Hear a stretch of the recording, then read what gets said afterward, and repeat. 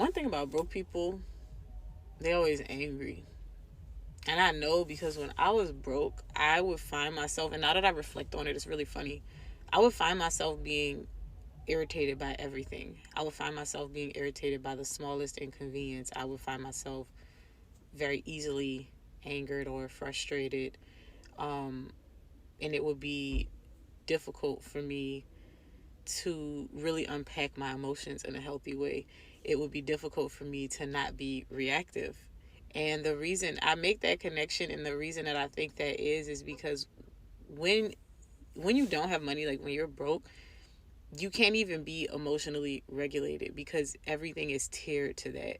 You don't have enough money to survive, so you're constantly in survival mode. You're making every single decision in your life based on how much money you can make, based on if it's going to pay you enough. And that is exhausting because sometimes you're making a decision that you don't really want to make simply because you need the money. And this trickles down to where you choose to work. This trickles down to what you choose to eat.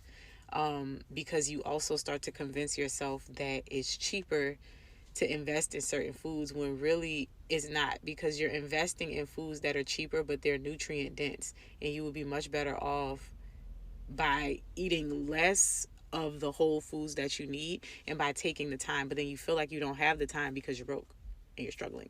And it really is a cycle. And like I said, I can reflect on it, and I don't want to say I can laugh now. It's funny now that I'm talking about it.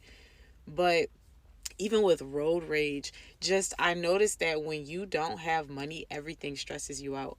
Everything stresses you out because then you start to feel like you can't do anything. You feel like you're locked out of life. You feel like you're strapped because you pay your bills and that's it. You can barely pay your bills. And then you start to try to find all these pieces of things to live for. And then when nothing goes right or when the slightest inconvenience comes up, you snap.